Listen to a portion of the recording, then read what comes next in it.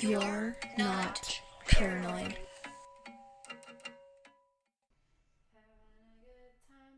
Having a good time now. All right. Let me know when it's time to speak. It's recording, so whenever You want to talk right now. yeah. Ow. Cacao. Chick it down. Cacao. Pop, pop, Wow, wow, wow. Hello. Welcome to our podcast. Our podcast. I am Kylie, And I'm Katie. and this is You're Not Not Paranoid. Paranoid. Why are you hesitating?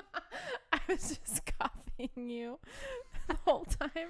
I know, Like but an you know echo. the name of our podcast, and you seemed confused. Do I? Well, I was Wait. What? I was debating whether or not to continue the echoing, where I was gonna Oh. say it like a word behind you. I thought you were just being rude and not keeping up. Katie, Being so wake up. Disrespectful. Wake up. Wake up. Get up. She wanted to. You're not paranoid. But yeah, this is our podcast where we talk about things you get called paranoid for caring about that Mhm. actually happen. Yeah. So there. We're not better. You are. You are. You are better. No. You You think you're are. better than me? You are. So this week we are talking about The 2 A's. yeah. Not What are those, Katie? Alcoholics Anonymous. Nope. That is also something that starts with 2 A's. Thank But you. that's not this week's topic. This week is about Allergies. an asthma. Yeah, those are very widespread things that many people suffer from. Yeah. And I didn't realize how greatly it affected people's lives until I did some research on this. Yeah, you may be thinking, that's a weird topic for You're Not Paranoid. But people get, I think just people you get called wait. paranoid for their worries about different types of allergies. Like if someone sees a bee or a wasp and they're allergic, they're like, oh my God, like people react like that anyways. But those who are allergic are especially, because it's like basically out of your control at that point. Yeah, it's all in the bee's little... Wings. It's in the bee's wings. Ooh, not its knees. It's in the bee's wings and it stings. Ooh. Here we go. Rhyme time. It's the rhyme time hour. And bonus feature, this episode we will be interviewing someone who has experienced anaphylactic shock firsthand. And you'll have to keep listening to find out who and what and why and when and where Those are all the W's of this podcast. and how. Yeah, That's and not H. well, there's a W in it. You're right. It's at the end, which is also where the story's at. Just Ooh, saying. nice. So if you do want to just skip ahead, go ahead. But I really think that the education part of it that you're about to hear, we're going to talk about right now, is also worth listening to. What do you think? Yes? Yes, we're going to drop some knowledge, y'all. Yes. And if you have allergies and you're worried, you're not paranoid. What got me thinking about this, and I think you saw this too, it was all over the news. Really sad story. Oh, I did not hear, but you told me, and then you're like, but wait, I'm not going to tell you until the podcast. Okay, fine. So the title of this is Child with Food Allergy Dies After Inhaling Fish Fumes, Father Says. Fish fumes. Fish fumes. This is in New York. 11-year-old Cameron Jean-Pierre, I believe is how you pronounce that. Fancy. Got to his grandma's house, and he had like a seafood allergy, which is pretty common.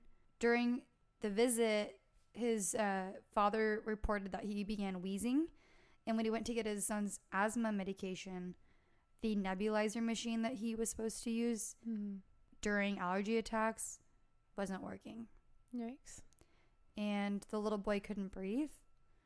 And that's when the dad called 911. And it's really upsetting. He said that his son was looking at him, gasping, saying, "I love you, Daddy. I love you. I feel like I'm dying." He was, the paramedics got there, got him rushed to a hospital. where he was pronounced dead. Jeez.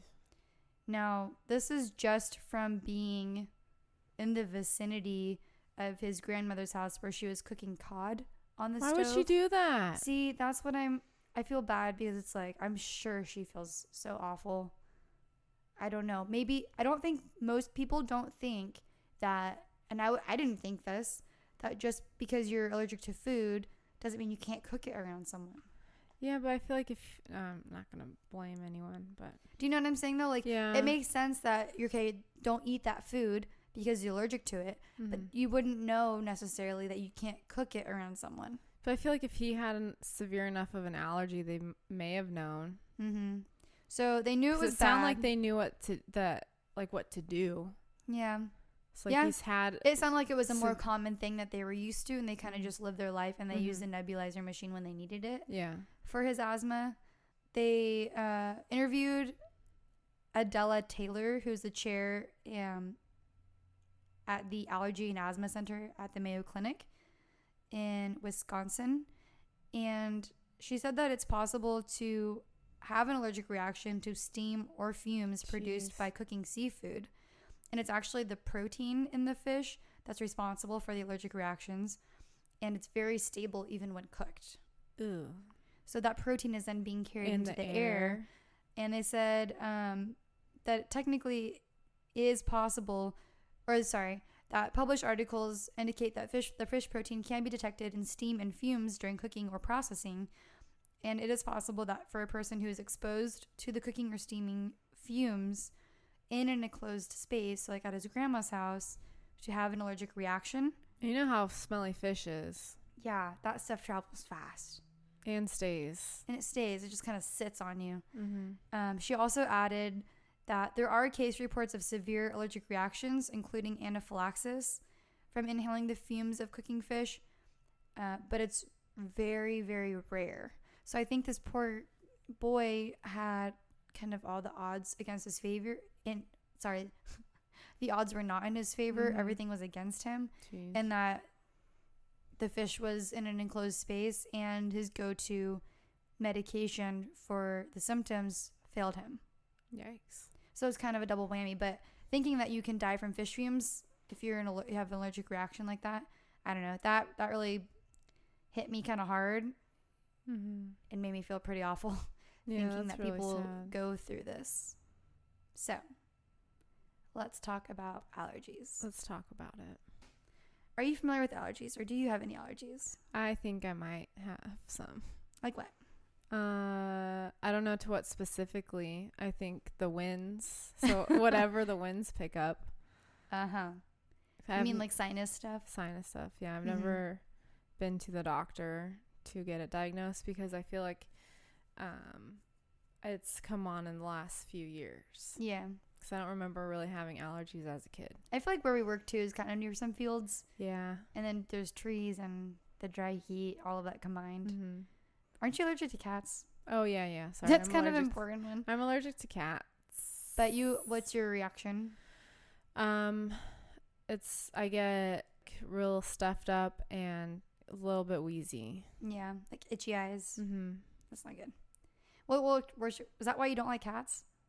Well, I mean, there's many reasons to not like cats, but that's one of them. They make it hard to breathe. Cats are great. Don't listen to Katie. Unless you're obviously allergic, then it's okay. Anyways, I just wanted to start with that because I think a lot of people have allergies, but I don't necessarily know that people know what they are. Yeah. They think they just can't be around it, or people don't know, like you said, whether or not you do or to what severity and that kind of thing. So that's kind of what I'm going to lead with. Okay. And then we'll end up talking more about like the little boy who ended up dying. Kind of like there's a spectrum of severity of allergies and what that means. So we'll kind of go through that just so that everyone's kind of informed and in the loop. I think a bunch of this, like we were talking about before, is understanding it is where the power and not being worried about it comes from. Mm-hmm. Kind of being more in control of your own fears through knowledge. So first of all, your immune system, for those who don't know, and this isn't my words, so bear with me, is simply the molecular army that your body employs to fight off the bad guys, which are bacteria, viruses, and fungi.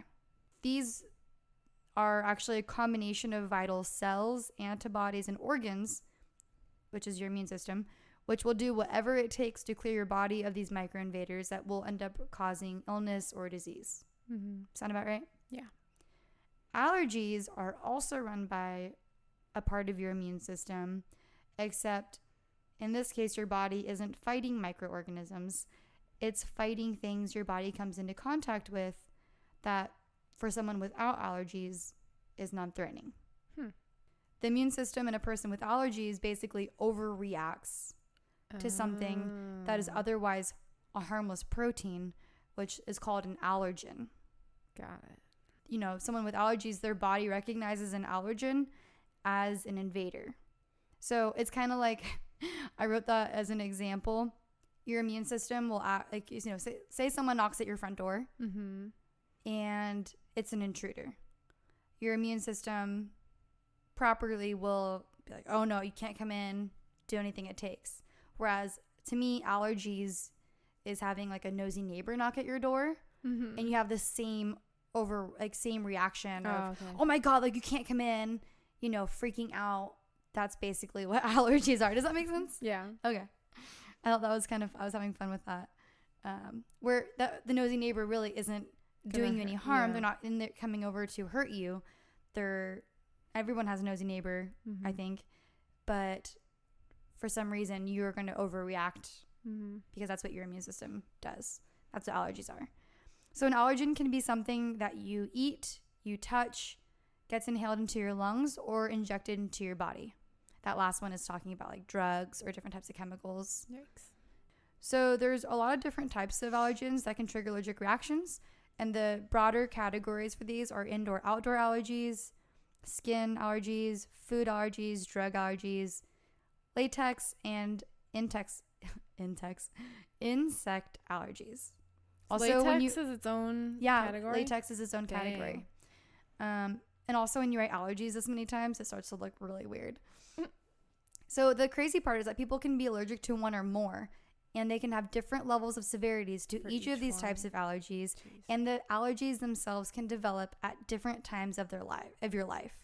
So the crazy, like, I know I just said that, but allergies are so wild because there is no rule book. Yeah, that's what's scary. It's such a gray area. The whole thing is kind of dependent on the person's like nurture over nature. They say that a lot, you know, this can be genetic, the environment you grew up in, that all of those things play into this.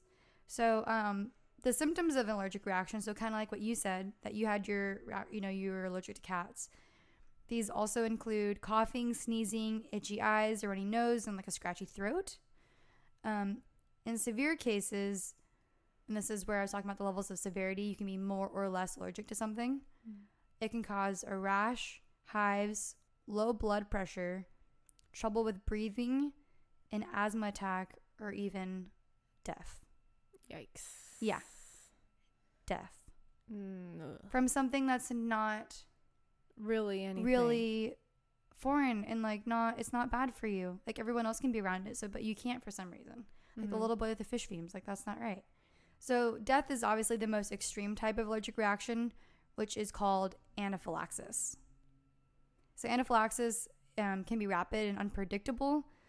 The symptoms include, like I mentioned before, skin reactions like hives, flushed skin, or paleness, feeling too warm, feeling like you have a lump in your throat or difficulty swallowing, nausea, vomiting, or diarrhea, abdominal pain, a weak and rapid pulse, runny nose and sneezing, a swollen tongue or lips, wheezing or difficulty breathing, and a sense that something is wrong with your body, tingling hands, feet, mouth, or scalp. Ew. Now, that's the lower end of anaphylaxis. You can enter then anaphylactic shock, which is the worst, and that's when you really can't breathe. You're dizzy, confused, you feel very, very weak, and losing consciousness. So obviously not everyone is going to experience these things if you're allergic to something, like you're allergic to cats, but obviously not to the point of anaphylaxis. So the interesting part about this is that for someone who is severely allergic to something that causes anaphylactic shock, it can occur within seconds Oof. to minutes of being exposed to that allergen. And the other crazy thing is it maybe can take even longer for your body to have that reaction. Really? So just because, half an hour or longer. So just because you don't have the reactions right away doesn't mean you're not going to. Jeez. That's so freaking bizarre. It's also possible to have anaphylaxis without any skin symptoms. Like people think that, a rash or hives is like the telltale sign. Mm-hmm. That's not necessarily true. You can just have the lump in the throat and not being able to breathe.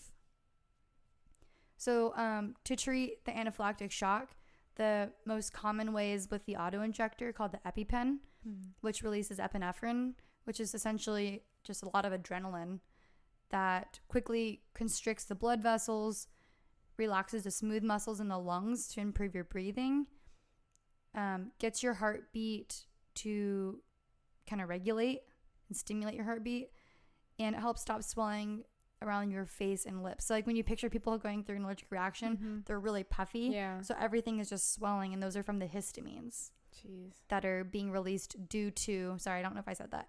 So when it's just kind of complicated in my opinion, but when you get exposed to an allergen, your body produces specific types of antibodies that are called IgE antibodies that recognize the allergen specifically, and that then triggers a cascade effect, which releases the histamines that then result in the symptoms, which collectively is called anaphylactic shock.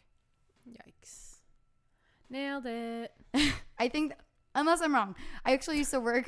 You're like, yes, unless I'm wrong. Unless I'm wrong. I'm confident, but this is all, half of this, okay, so I used to work for an allergy diagnostic company.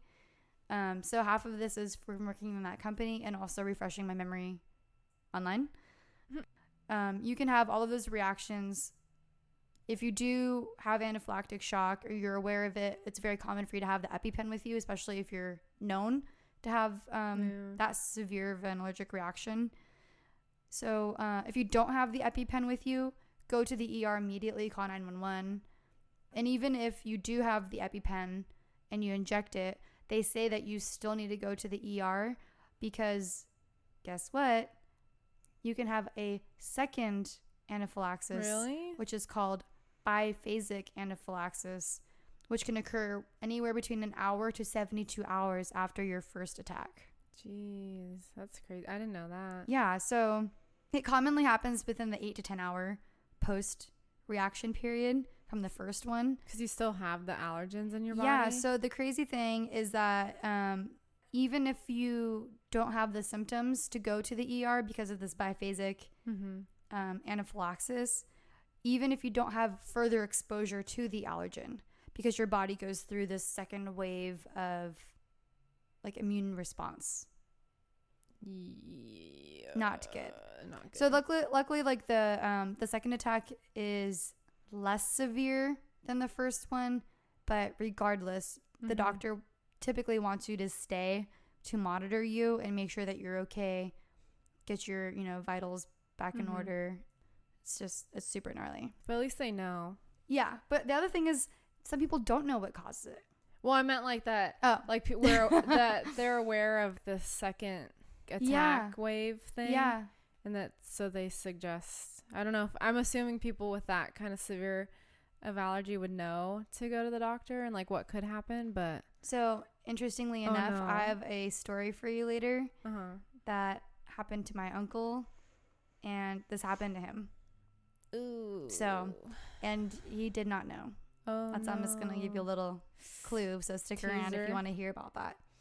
So yeah, it's critical to find out what caused anaphylaxis to prevent it from happening in the future, because depending on what the specific allergy is, it could change your whole life in terms of what you do to avoid being exposed to the allergen. So the doctor might recommend like immunotherapy or allergy shots, which can then reduce your body's reaction for future exposure. They say that it's important if you're prone to anaphylaxis, to always have the auto-injector with you, and then to teach your family and friends in case you go unconscious or something like this. And there's websites online, there's classes you can take that kind of show you how to do it. Guess what? What? There is no freaking cure for allergies. Yeah, I'm not surprised. 'Cause your immune system's too complicated. I don't think we know enough about it. Well, in terms of... The hard part is that it's your body's machinery doing what it thinks it's supposed to be doing against itself. How do you teach it to not do that? Right. So they have different therapies and such. And that's what I kind of mentioned earlier. Mm-hmm. But some interesting facts, more than 50 million, not 50 in a million, 50 million Americans have experienced various types of allergies every year. And allergies are the 6th leading cause of chronic illness in the U.S. Annual cost of having allergies is $18 billion. And food allergies alone cost $25 billion a year and are affecting up to 15 million Americans. Food allergies to me are the absolute worst. I mean, anything that causes anaphylaxis is bad, but food is supposed to be eaten. Like, you're supposed to enjoy it. Can you imagine being allergic to chocolate? Yeah. Well, the 8 foods that cause the most allergic reactions are milk, soy, eggs, bread, wheat, peanuts, tree nuts. Oh, yes, the tree nuts. Fish and shellfish. Why are they different? Shellfish. Wait, you don't know the difference between fish and shellfish? No, I meant like what's the difference in terms of it being cat? Like, it's all, you always hear it different. Like, oh, well, I'm allergic to shellfish. Does that mean you're not allergic to fish? Yeah, so I think it's because they have different proteins. So remember, these are, being allergic to something isn't the protein. It's not the cat just being around isn't going to causes a lot of... It's actually the cat dander. The dander on the cat. Dander. That's why they say, like, the hypoallergenic cats are actually those naked ones, like Mr. Bigglesworth from Austin Powers, because they don't have cat dander because there's no hair. So shaved cats. Yes, if you want to have one. Don't shave your cat. Just buy a cat that's already genetically modified. You adopt one. You rescue one. Rescue one, because nobody wants those things. No. So get this. I have a funny story for you. So I wasn't even planning on this tangent, but we're already here, so let's go for it. Okay. My dad was telling me that he had a friend who had one of those cats, and he's like, they're very affectionate, those naked cats. Well, and they're the kind of cat that you are kind of repulsed by. Like, I know you're repulsed by all cats, but you feel more repulsed because it's just like this naked creature. Oh, that's sad. It's just skin. Like, but affectionate. So are we. Affectionate, true. But also, you can control someone from rubbing against your leg and cuddling and purring at you. What's wrong with that? Okay. I do it every day at the end of the podcast. No. So he said that this cat was super affectionate to him, and he's like, like, how do you pet it? Because it feels like you're petting skin. Ew. And he picked it up, and he described it so well as feeling like he was holding a full burrito. Because it felt like the tortilla and like just like a giant burrito cat. Oh, isn't that so funny? I know. But I mean, like Austin Powers, I know you haven't seen it, and I feel like I'm going to reference that movie a lot in this podcast, but Mr. Bigglesworth is very calm during the whole movie and seems like a very good cat. So if you have cat allergies, there you go. There's your option to have a cat burrito. Don't eat your cat. Sorry. I meant, like, you know what I mean. Okay. So the point is, when we're talking about fish versus shellfish, they're different proteins, and that's what makes you allergic, is the specific protein to that stuff. For those who are wondering what tree nuts are. Ooh, me. Okay, good job. I was waiting for you to, like, give me that cue, but I'm just going to give it to you. I know what they are. Okay, what are they? It's almonds. Good. Walnuts. Yes. Oh, wait. Yes. Okay, I'm going to read it because you're taking too long. Brazil nuts, cashews, chestnuts, filberts. Never heard of that. Hazelnuts. That's a slash. Filbert/hazelnuts. Macadamia nuts, pecans, pistachios, pine nuts, shea nuts, and walnuts. Good job. I was going to say all this. Yeah, but you just would have taken about an hour. Yeah. People are like, she just likes to name nuts. I don't know. It's like her thing. Yeah. Yeah. Tree nuts. Tree nut, Katie. Asterisk. So the most common food allergen is peanuts. Peanuts. Ooh. That kind of scared me. I didn't expect you to say that. Peanut is the most common allergen, followed by shellfish and fish. Nope. Milk. Yeah. Wow. Did you look at my notes? No, but I have milk. Dang. It's food sensitivity. So, okay, yeah. Food sensitivity is different. I know. Everyone with allergies gets so mad at you. Sorry, I keep laughing right into the microphone. It's just a different antibody, actually. But anyways, Casein. What? Anyways, so the sad part is that children actually have more food allergies than adults. And I was wondering maybe if this is because food allergies are more new, like developing. It feels like it's happening more often in today's age. And so at the moment, there are more adults who don't have the allergies as there are kids currently. So 1 in every 13 children. What is that? It says children, but I chose to say child for some reason. 1 in every 13 child. I wrote children, and for some reason, my brain was like, that's wrong. Say child. So 1 in every 13 children has a food allergy, which is about 2 in every average U.S. classroom. These today's numbers? Yes. Well, are these like legit according to the ones? allergy. What? Are these like... Are these legit logistics? No, like legit. I don't know. I feel like if you like the stereotype of like today's parents are like, I don't want my child to have any peanuts. Yeah, but they're not like, actually allergic. But there are, and this is a thing. You're part of the stigma, Katie. What? I'll cut that part out to make myself look better. No, but it's sad. It's yeah. So on average, 2 kids in every U.S. classroom have food allergies, and every 3 minutes, a food allergy reaction sends someone to the ER. About 40% of children with food allergies have experienced a severe allergic reaction, such as anaphylaxis, which is such a bummer. Children shouldn't have to deal with any of this. They're not allowed to have parties anymore. Yeah, and even you can't bring in cupcakes for your birthday like we used to. No, and I've also heard that kids aren't allowed to bring PB and jelly. Peanut butter, and I don't know why I'm having a hard time saying peanut butter jelly to school because of the peanuts and the peanut butter. Obviously, there's other types of butter you can bring, but those are still nut based, so maybe not. Just eat jelly sandwiches. Just don't bring any food to school, children. No, kids need to eat, you know. But what if someone's allergic? Which reminds me, there's this podcast called Girls Gotta Eat. It's kind of a dirty podcast. Oh, okay, never mind. No, I'm just saying. I started it. Seems hilarious. I don't know if I'm recommending it yet. It's about food? Yeah, it's basically about sex and food.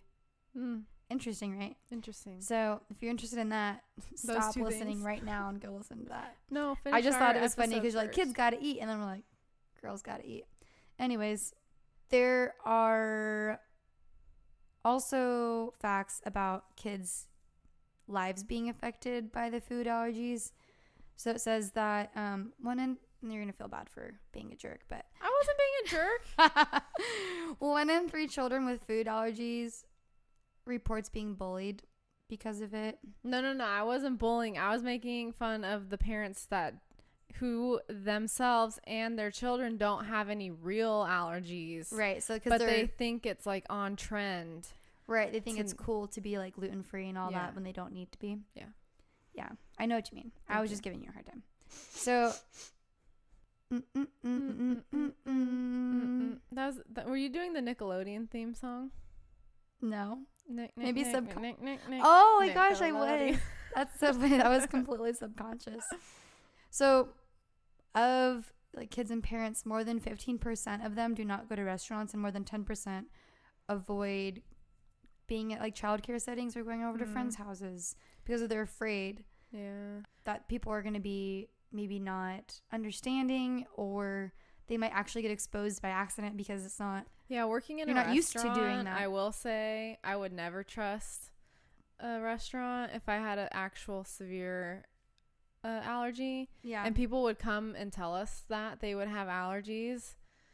Like, good luck. But you can't ask, like, is that a real one? Yeah, of course not. You have to take it seriously. Is it like a sensitivity?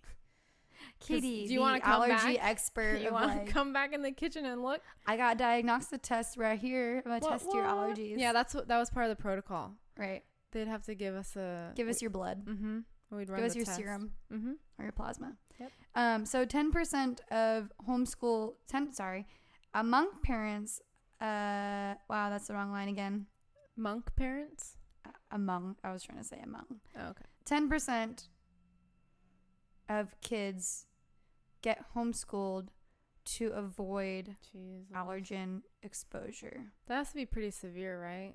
Yeah. Like the fish fumes. Yeah, I mean, so but peanut allergy, I think the thing is that peanut allergy, it's a lot easier to have a higher severity. Or are you talking about specifically peanut allergy only? Nope, I'm talking about food allergies. Oh, okay. But those are peanuts the most like common. So that's one of the, it could be, a lot of people are more like worried about peanut because it seems so much more prevalent. Yeah.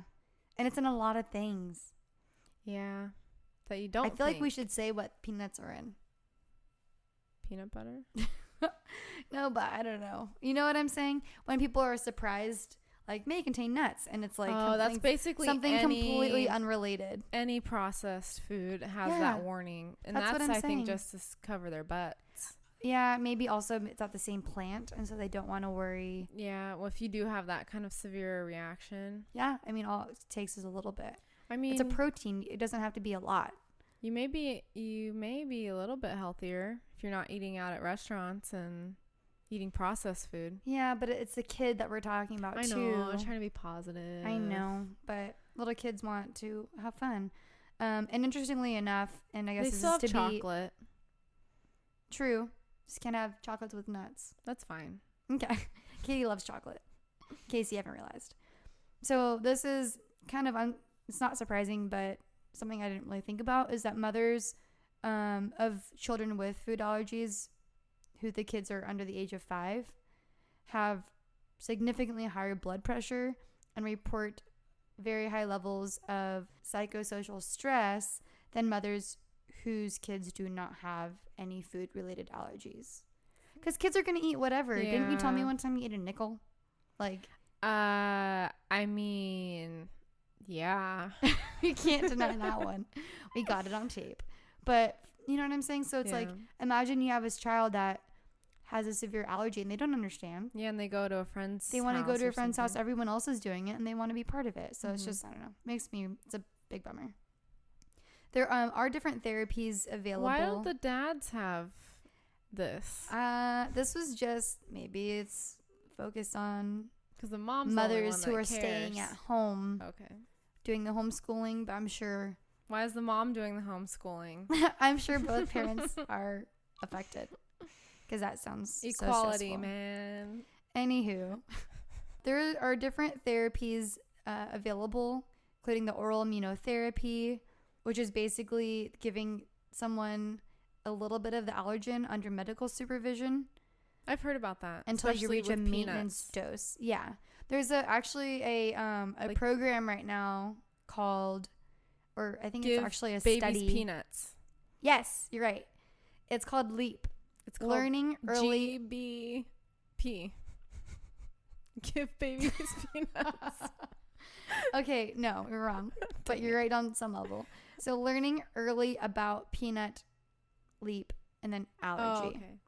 So they have provided evidence that the age at which a child first eats a peanut and the frequency of the peanut within the diet can influence whether or not they develop the allergy to peanuts. I think that's so interesting. Yeah, which to me makes sense because a kid's immune system is developing exactly like crazy, right? They're getting sick all the time and then they make you sick.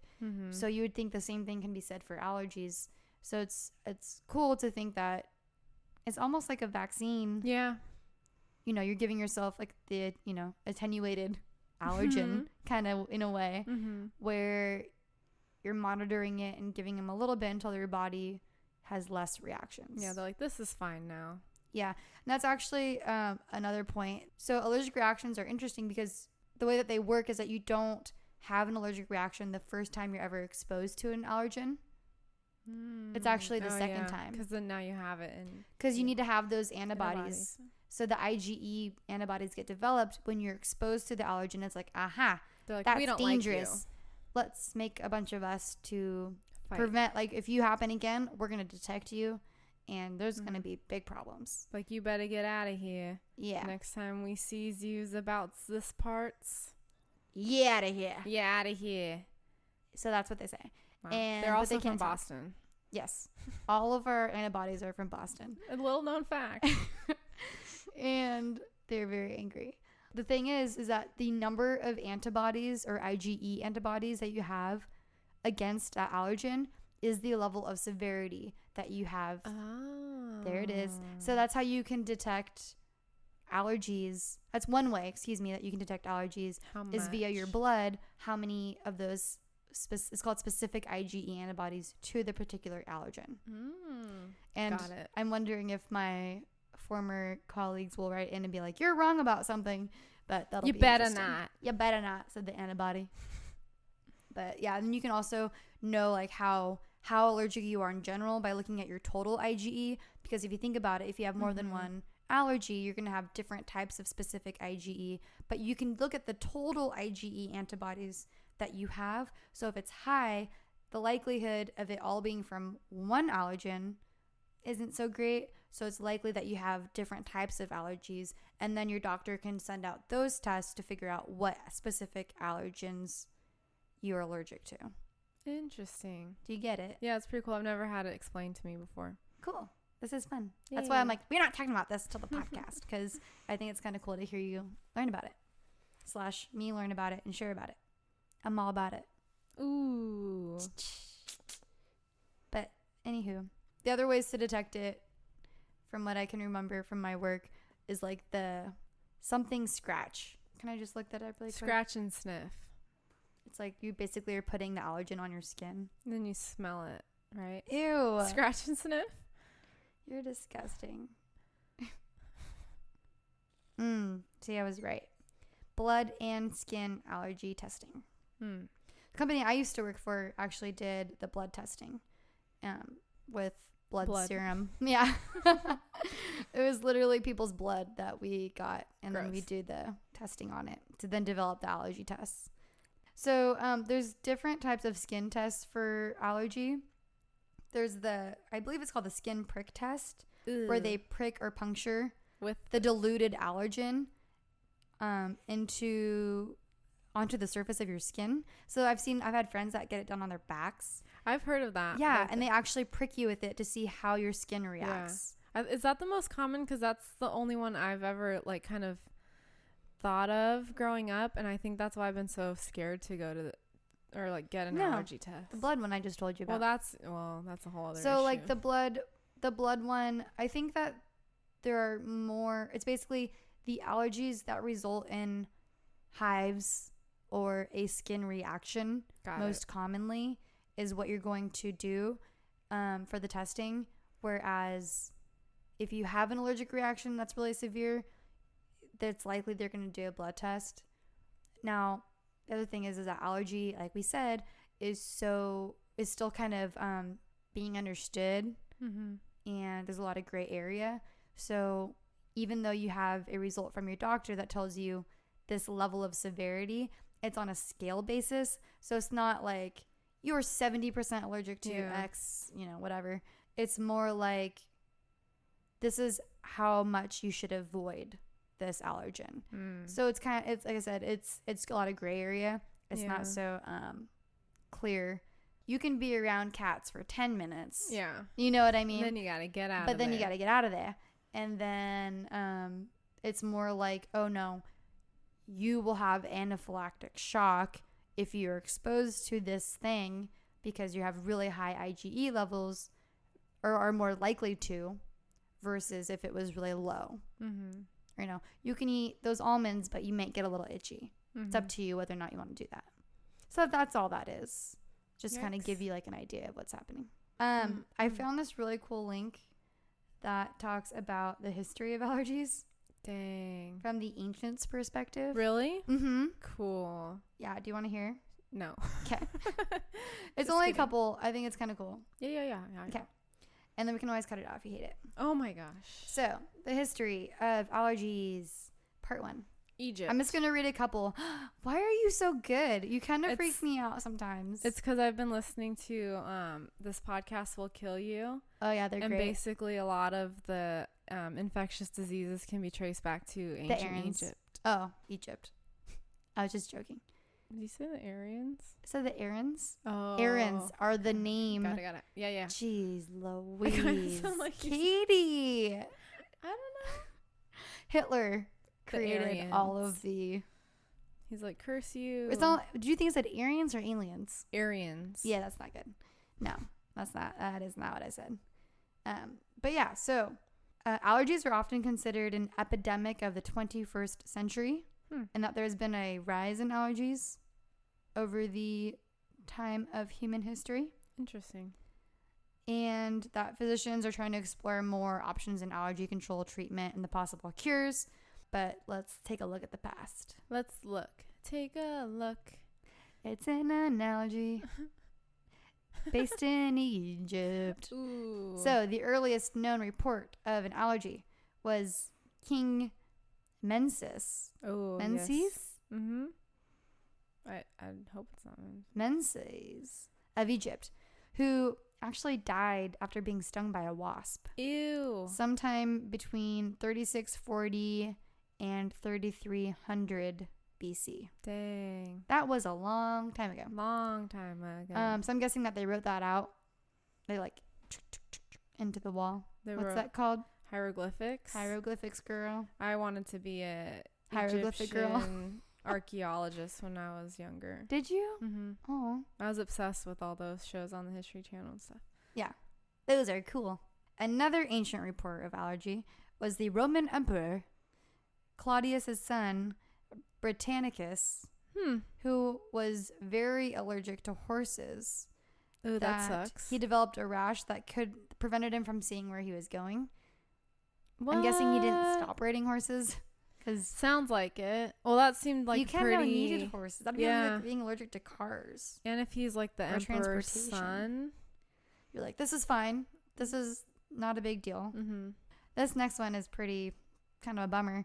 This story comes from Sir Thomas More's account of allergy, where he describes King Henry III eating some strawberries before an audience with Lord William Hastings. The king developed hives.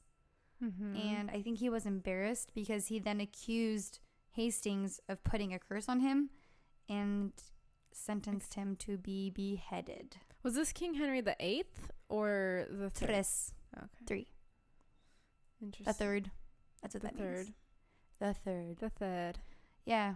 So he should have just taken some Benadryl, but maybe they didn't have that back then. Mm-mm. Or maybe he's like, I don't have time to be drowsy. No. So I'm just going to behead this man for cursing me. But yeah, so it's been around for quite some time. They also talk about asthma, is what I was trying to say. Asthma. I was trying to segue this. Ooh, segue.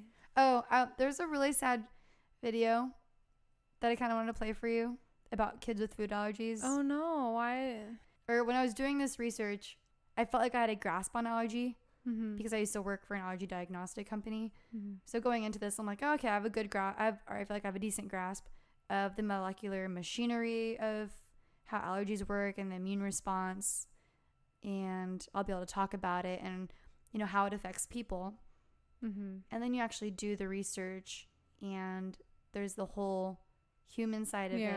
That's so much, like, gives me the chills to think about that it affects people's lives so greatly. Mm-hmm. And on one of the organizations for allergies website, they actually have a video interviewing little kids about what it's like to live with a food allergy. Jeez. And it kind of gave me the chills. Mm-hmm. It just kind of puts it in perspective because I feel like it's really easy to kind of not understand what it's like because it seems like such a foreign thing. Mm-hmm. But to think that something that everyone else is eating and it's so widespread could literally kill your child or yourself, it's mind-blowing. And hearing it come from a kid because they're so sweet and innocent and they're just describing it as it is. It's pretty interesting. We'll have that video on there so that you guys can, I don't know if we'll actually play the video on the episode or not. We'll see if it it comes up. But it's just, yeah. What do you think? It's sad, but I just think it's sad just having to like always have to worry about that. So I'm not surprised that the parents are always stressed out. Yeah. I don't want to have kids. And I can just picture, and this is what I feel like why we're doing this. I could picture the parents trying to explain to a family, like a friend or a new friend from school, you know, I'm sorry, my son can't. Please don't eat.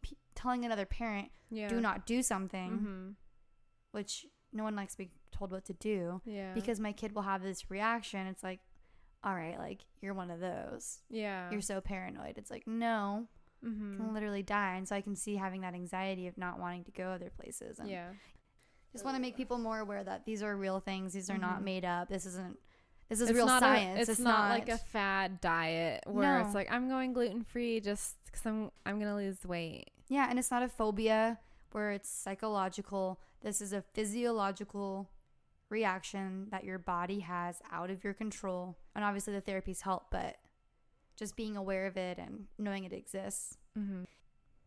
Oh, you girl. All right.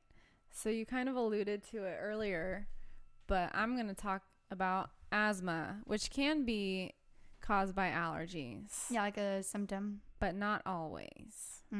All right. So I always think, when I think of asthma, did you ever read?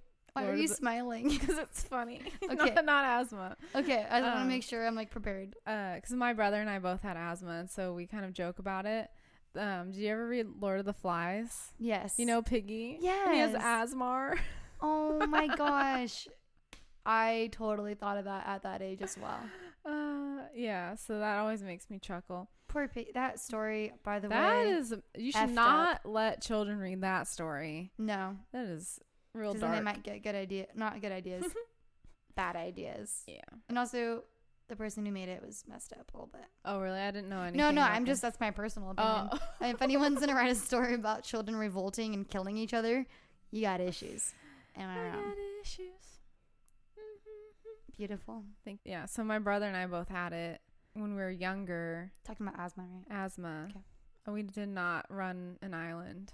Okay, I was like, are you talking about Lord of the Flies, like the book? I outgrew mine, and my brother, his was way worse than mine. And I guess when I'll have some stats about childhood asthma and stuff, but when I was doing the research, I found out that that kids who have very severe asthma usually don't ever outgrow it. It might become less frequent, but I think the severity at which it could come back, or like having an attack, is a lot stronger in adults who as a child had very bad asthma. My brother had to do the nebulizer, like we called it, or that's what it is? Yeah, it's actually, I just realized the first story about the little boy kind of combines our That's topics. What I was like, because I couldn't remember what the name of it was. Yeah, nebulizer. Yeah, until you said it, and I was like, that's what it was called. Because we just used to call it treatments and stuff. So he had to do that a lot. I think he kind of had a little bit of an attack as an adult, and he didn't have an inhaler for like a large span of his adult life. Not that he's old, but and then when he went to the doctor, they kind of like scolded him a little bit and was like, you could like die if you have an asthma attack, kind of thing. So now he like always has to have it with him. Good. I mean, thankfully he hasn't really had one. I mean, good as in that he does have it now. Yeah. And I never really thought that asthma can kill you. Yeah. It's more, I just picture being at soccer, and because I had an inhaler for a little bit, mostly just being out of breath. But thinking like the inhaler will help me have breath. Yeah. You know what I mean? Like be less tired. I know. I was like, should I still have one? Because every once in a while, if I'm running, I can feel that wheezy, like deep in your chest. Yeah. But anyway, so it's a little backstory on how it's like affected you and stuff. Yeah. So what is it? It's when your airways narrow, and it also makes the airways produce extra mucus. Symptoms are difficulty breathing, obviously, can trigger coughing, wheezing, and shortness of breath, chest tightness or pain. Well, that might feel like a heart attack. Yeah. I know what that feels like. It's kind heart of attack? No, like oh my gosh. when your chest tightens a little bit because of the constriction or whatever. So what's constricting in your chest? Well, it's just the feeling it. Okay. I don't know what specifically in the chest area, because it's just I don't know, maybe more of the lungs can get affected too. Like the alveoli or something like this is swelling. Okay. We'll say yes. Okay. And then obviously you can have trouble sleeping because of all the coughing and wheezing and not being able to breathe well or efficiently. I think because most of asthma is allergy based, it also can't be cured. But I feel like for asthma, more so than food allergy, asthma can be, I feel like, more better controlled. With like managed. Yeah.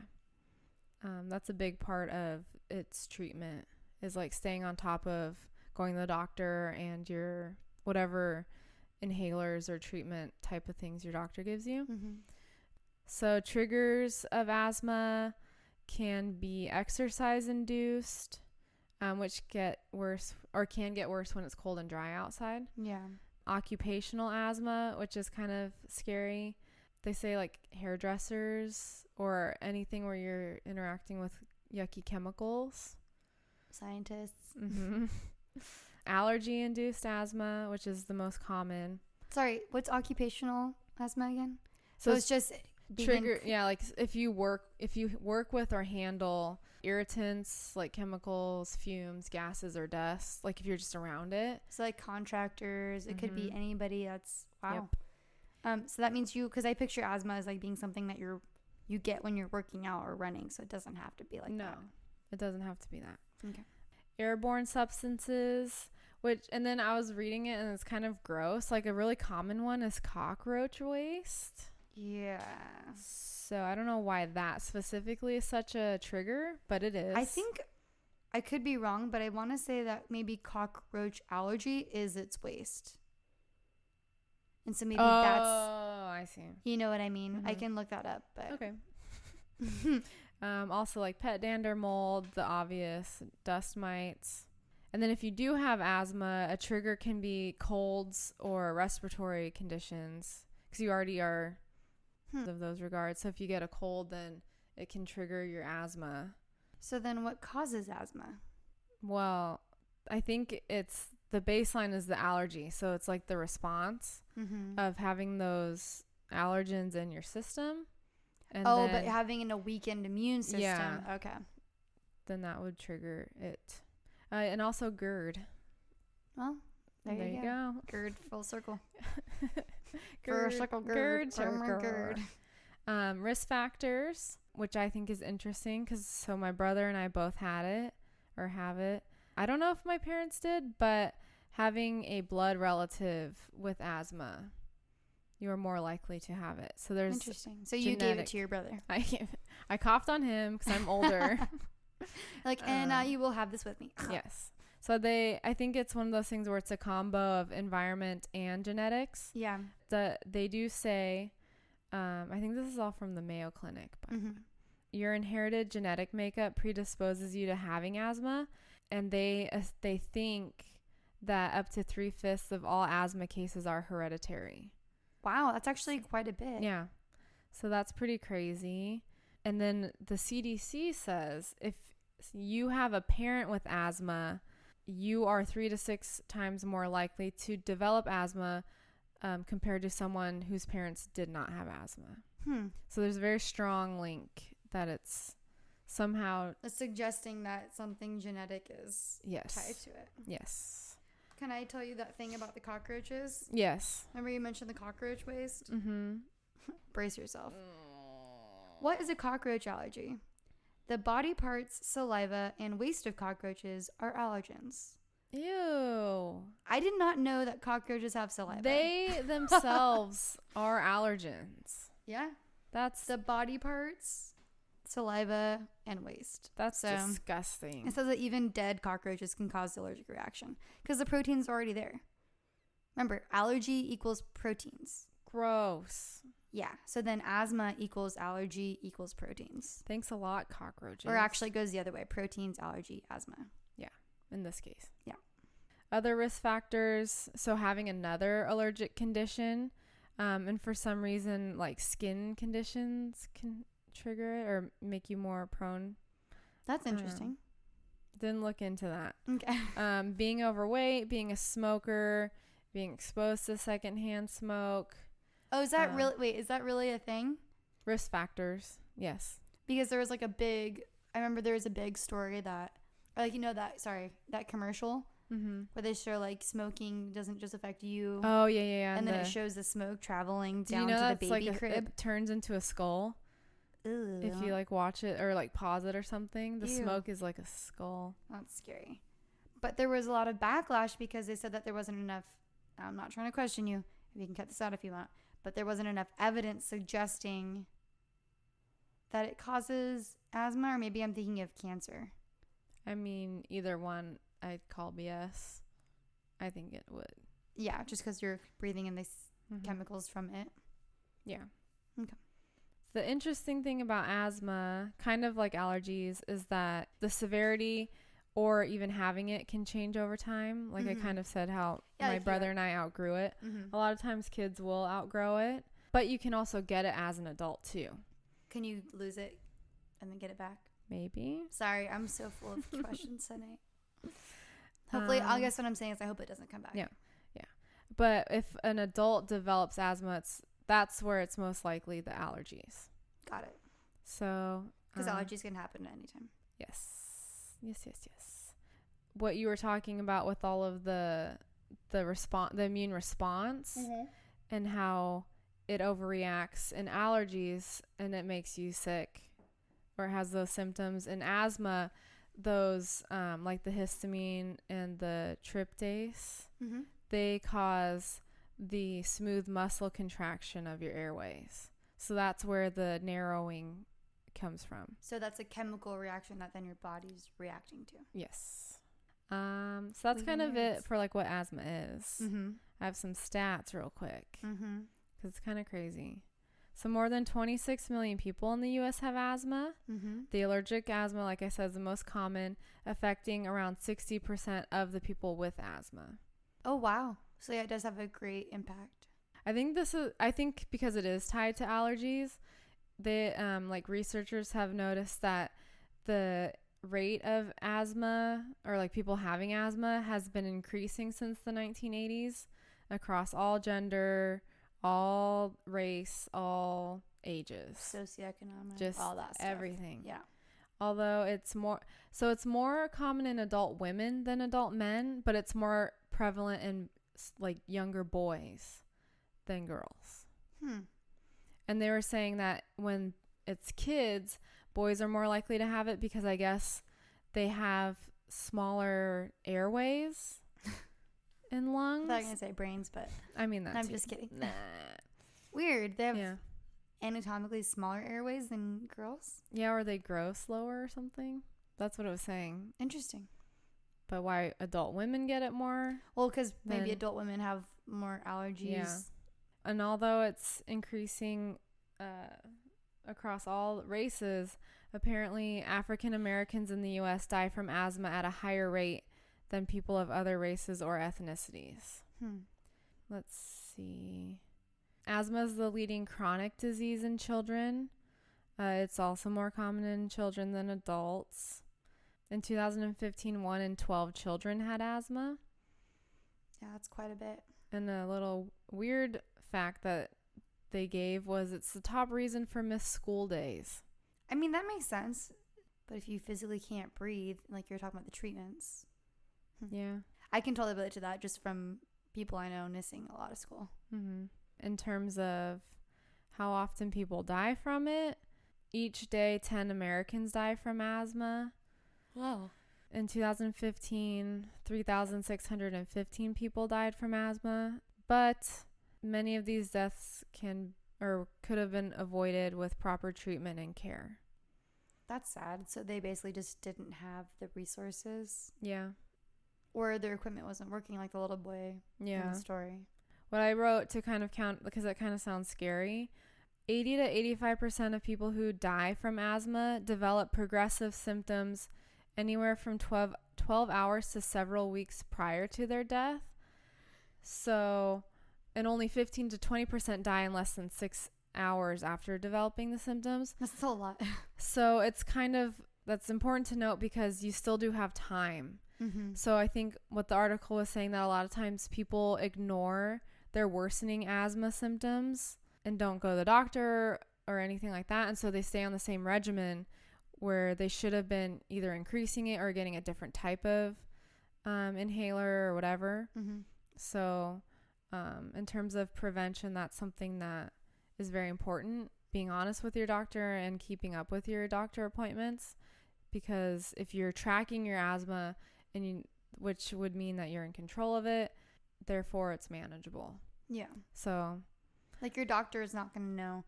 Yeah.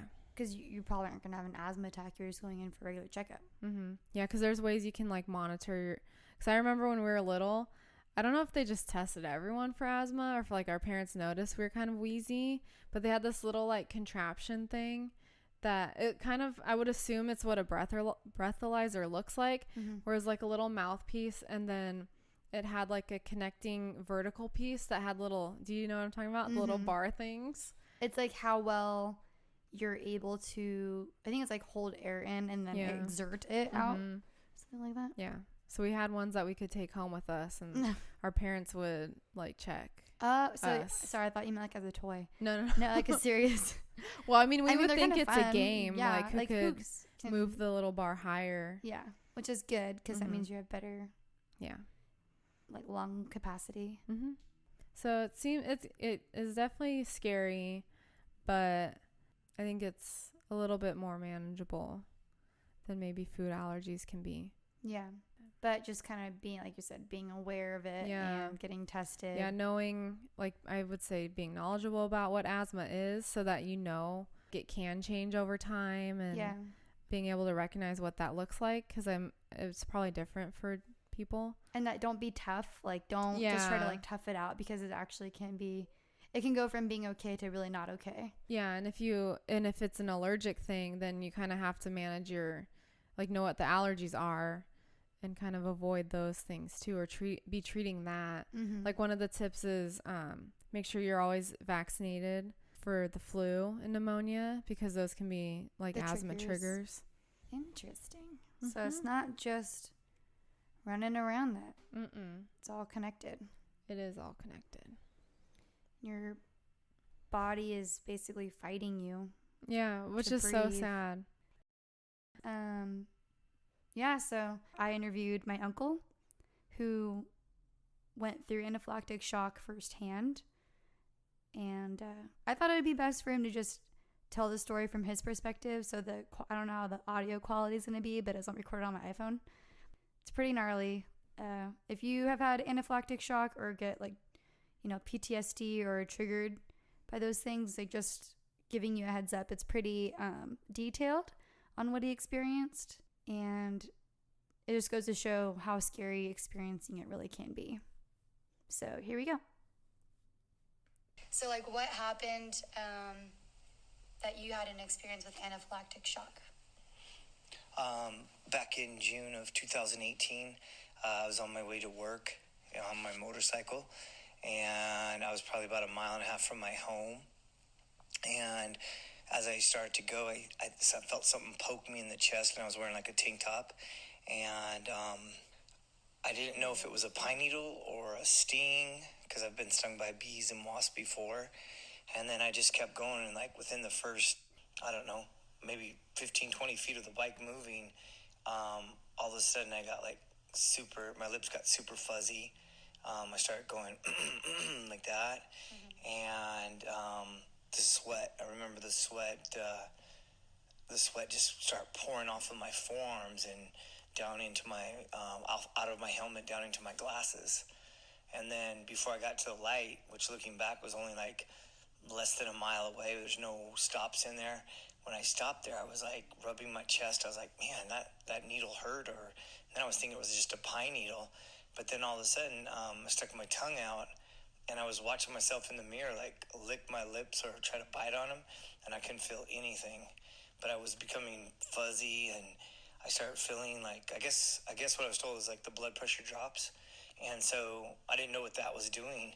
And I was like, what's going on, And then I started the bike. I thought my wife was in front of me, so I thought if I could just get to her, I'd be like, man, something's going on with my body. But it wasn't like a heart attack. It was the sweating, my fuzzy lips, and it didn't feel like my throat was getting swollen shut or my tongue, but something was closing. Like something was closing, like I couldn't breathe. And so I remember stepping on the throttle and rolling back the throttle and opening my mouth thinking that would get more air in there. And then I came out from underneath this bridge, probably like a mile away from the school, from where I work at. And I just got super confused.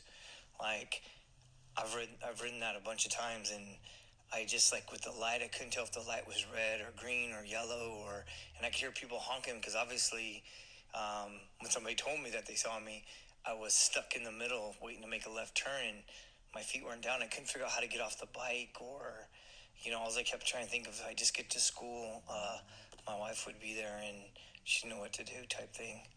And then last thing I remember is, like, the bike was burning because I never shifted gears again. And I felt like I was kind of like paralyzed a little bit, but I've never been like that confused. I was so confused, and I just felt like I didn't have any more air, and I was just like gasping for air. Like I didn't know like how to get more air in my system. And then I pulled up and I saw that my wife's car wasn't there, and it's like your body almost, like, I almost gave up right there. I was just like, oh man, and nothing I could do. I couldn't breathe, and I was dizzy, and I was just super sweaty, and I was stumbling around. And then I saw one of the teachers from the Montessori school next to my work. She was frightened because she had two infants, and we didn't really know each other yet. Now they obviously come to my school, but we didn't know each other yet. And then I guess he stumbled towards her, and then she was afraid, and I knew that the way I looked, because I had all my biking stuff on, I couldn't breathe anymore. And then she said, just real raspy, I guess I said, I need some help. And then I tried not to fall down, but it was like blacking out, and I couldn't I was suffocating, like, inside, like there was no more air. I was at that like that, like a plastic bag or something. It was the worst feeling ever. But I didn't, like, in that moment, I didn't think about my wife. I didn't think about my girls. You obviously know how much I love my girls. And I didn't think about anything. It was just like, no God, no, my life didn't flash before me. Just, I couldn't breathe anymore. And it's like, in my eyeballs, I'm seeing. And then it was just that dirty alley back there. And then I guess I collapsed. And then I guess I tried to get up. And that's when one of my friends, Cody, he saw me up at first.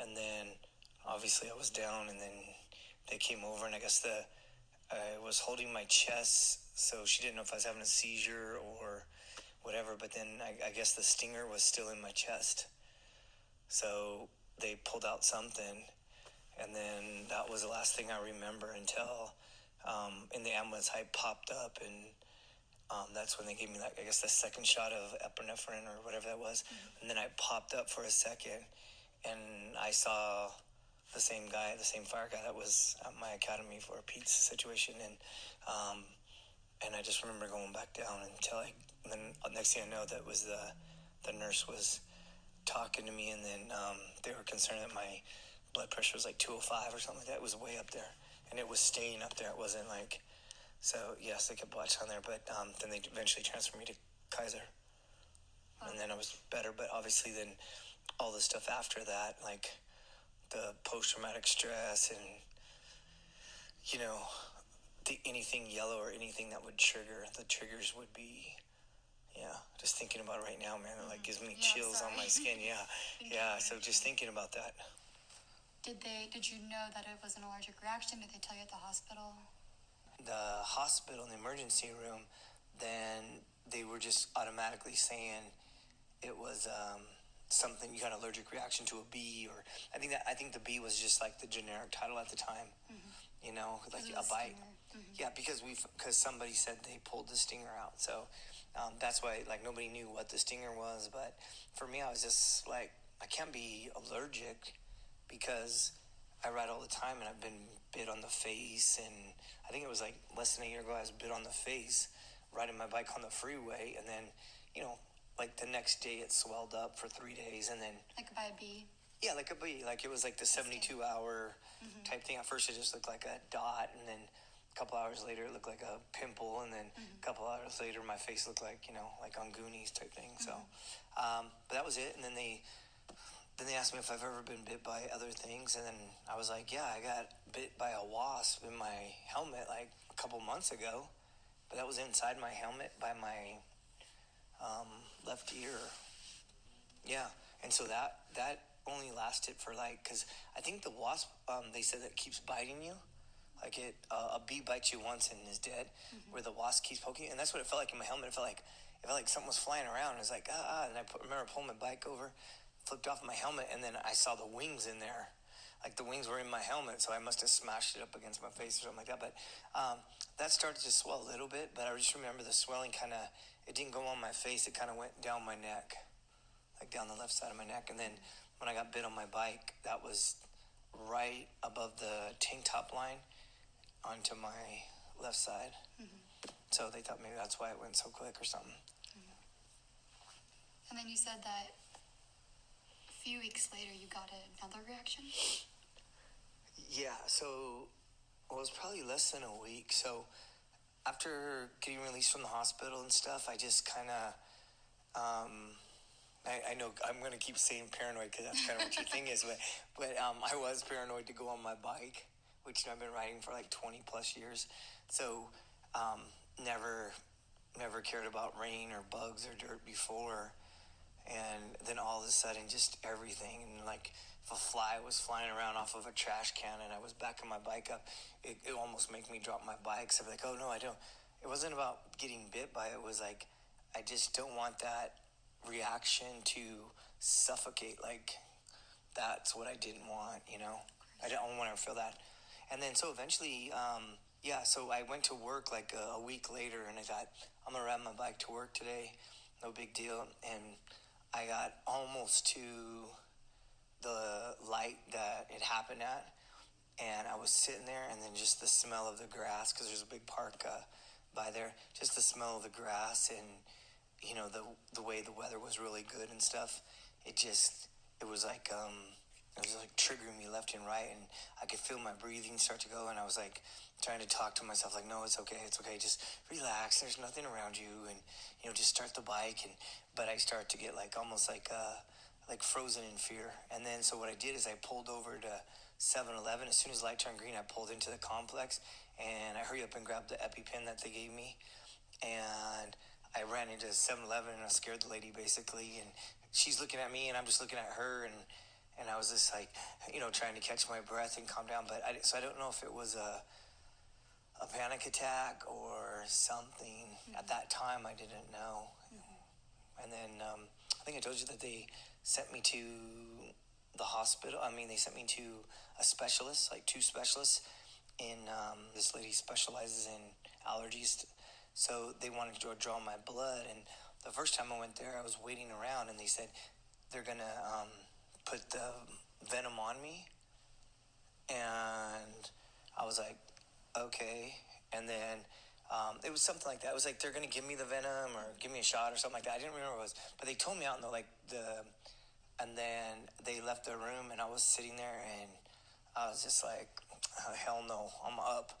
And so I just remember leaving, and she goes, where are you going? I go, oh man, I can't do that. I don't think I'm ready for it. If you're going to test me for it by giving me all these different things, I go, no thanks. And so it probably took me like 2 months to go back, and then finally they withdrew the blood, and then the lady called me 2 months because she said, you still were carrying the venom, I guess. That's why, like, sometimes I would feel like my lips were fuzzy, or like I would be like, and, I just thought maybe I was overreacting or something. But come to find out, it was still in my system, so that could have gave me just a little bit of that. So I'm doing better now because obviously it's wintertime, and I'm totally covered up because of the weather. But this summer will be pretty scary. And of course, I think I told you that they told me I had like a 60. Well, the first hospital that I was at, the ER, they said a 70% fatality rate if I got stung with this again. And then when I went to that doctor, she told me that I need to get shots like once a week to get the virus for 5 years or something like that, or the venom for 5 years. So I was just like, I don't think so. So that's what. And I never knew I was really allergic. Yeah, I never even thought I knew I was allergic to like grass and weeds and cats. Yeah, cats, definitely cats, for sure, cats. Yeah, so you never had any other allergic reaction besides that before? No, I mean, I've never had anything where my throat closed or how I sweat like that, or even the way they told me that it was the blood pressure that dropped. That's what was doing it. But to drop like that, it was just like I was sweating to death, but I was like super cold. I don't know if that makes sense, but I was just like, I was just drenched, and I was so confused. I didn't know. Obviously, I haven't gotten those shots yet. So, and because it plays in my mind, so. And you taught your wife and kids how to use the EpiPen in case there is an emergency? Yeah, so once we figured out what the EpiPen was, I didn't really know what that was. So they gave us one, and they said it had to be on me at all times, which at first it just kind of seemed like, oh my God, it's like we have to have that. But obviously I was still feeling those things, and then I think it came with a practice one. So you don't actually stab yourself, you set it next to it and it goes.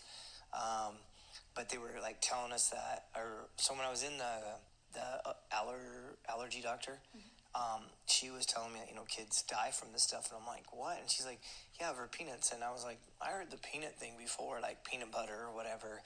And she just kind of like rattled off all these things that she's seen kids, from seafood to peanuts to anything. You could have that same thing. Once I got back to work, I made sure at my gym nobody was eating anymore, not even me. And I love Snickers, so a lot of the kids bring me Snickers, and so after that I just tried to no more on the Snickers, and then I didn't let the coaches put stuff in their cubbies, because she was explaining to me how these kids get it, and then somebody told me that their son went to a restaurant, and I guess he slid into the booth and his arm was rubbing the table, right? And it was like a seafood place, and even though he wasn't going to eat, the stuff was on the table, so I guess the table wasn't clean, and he had a reaction right there, and they did the EpiPen on him. So, and then there's a shortage in EpiPens. I don't know if you knew that. No. Yeah, huge shortage, because now I've kind of collected them, but it took everything to get one. And then a couple of the pharmacists that go to my school, they said, yeah, it's super hard. It's really hard. It's like a shortage of them. So I was just like, what is a kid supposed to do? I think that's what made me think about it, was the kids. Because people, I think like we were talking about it, people don't see how serious that is. Yeah, and I remember. They can't relate. Yeah, and I don't know if you were at the gym that one day that the little boy, I think he had soup, and then somebody brought soup or something like that, and then he was outside, and I guess he was having a reaction right there, and they jammed him with the pen, or didn't jam him, but they put the pen on him. Yeah, so that's some serious stuff. Yeah. And now that I know what that feels like, when then parents were coming out left and right going, oh yeah, my child here, and this guy and our cousins, and we carry 2 EpiPens in the car. And then I remember one of the guys, Alan, he ran next door to the school to get an EpiPen from his son, because his son has one at school, and he was going to go grab that EpiPen to try to save me or something like that. And I think they did tell me it was really close to being not good.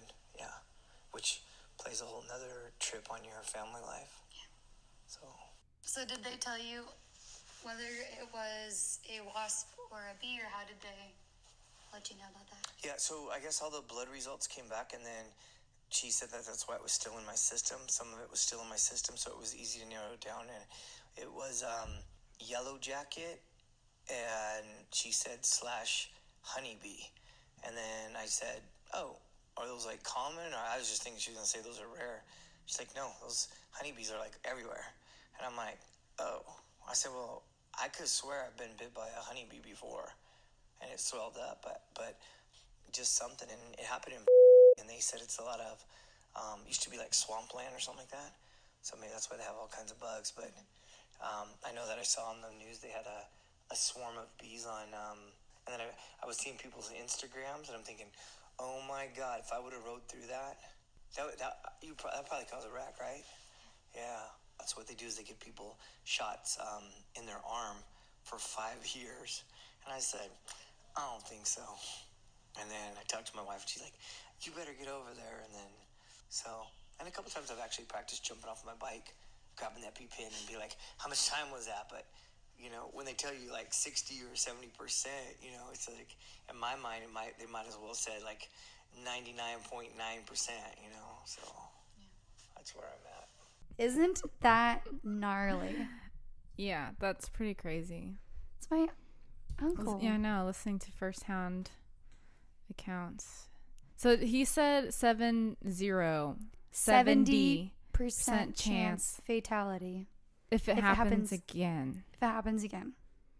And when he was telling me, he's not like, not that it would matter what he looks like, but he's like a big dude. Mm-hmm. So hearing someone who you'd think is fearless or looks like someone who would be fearless talk about this and how something so small can impact your life on a daily, it really is a daily basis. Come summer, it's going to be much different, or spring, generally when you're on a motorcycle, you're bundled up, but just being outside in general. And then the feeling that, not even the anxiety for the person, but their family and loved ones. And it really does end up changing probably how your lifestyle is overall. He still has a motorcycle. He still has a motorcycle and he still rides it. And he's very stubborn. Like stuff. Oh, yes, that's what I was saying. Generally speaking, you still, you generally wear like leathers or whatever. But he was saying something got up into his helmet before. So yeah. So... Was that like, I'm picturing like the fully covered. I think it's not fully covered. Okay. It's the open one. Oh, okay. So that could be one thing he could do, but that's just motorcycle. That's not, I would think almost that your chances seem less likely on a motorcycle because, well, compared to just walking around at a park, I guess is what I'm saying. Well, yeah, because you're going so fast. Yeah. But it could, less chance if you're in a car. Yeah. He has a car, so he drives that too. I know. But you know how motorcycle riders are. I know, but I'm just saying like a 70% chance. So is that what he's meaning by like you have to make sure you get the EpiPen right away? Like, so there is a chance if you do the epinephrine like in a quick enough time? I'm guessing that's what he was talking about. Okay. But I don't know for sure. Ugh. Based on what we're just talking about, right? Mm-hmm. Well, and that's what I was thinking too of when I think you were mentioning it, saying that, well, I don't know who else would be mentioning it. It's just us of the whole, it's not the first time you get stung. It's the second time. 'Cause then now you have all of those, antibodies within the system. So it's like, that makes sense if he was stung by a wasp in the helmet but like a few months before, and so this is the now second time to see such a, because it sounds like he had a pretty bad reaction the first time. He said it was hurt, but but like a lot of swelling and stuff. So if I think most people who don't have any reaction might not even get any swelling, maybe, so to see that, and then the next one is so severe, right? So then it was I was like, oh wow, that's pretty crazy that is how that happens. Yeah, and it can happen at, just like we were saying. So it's interesting because we actually, spoiler, we recorded this and then interviewed him. So it's kind of interesting that he mentioned all of those things that we talked about, lowered blood pressure, all the symptoms of anaphylactic shock. You could be any age. He's in good shape. And it can happen anywhere, anytime.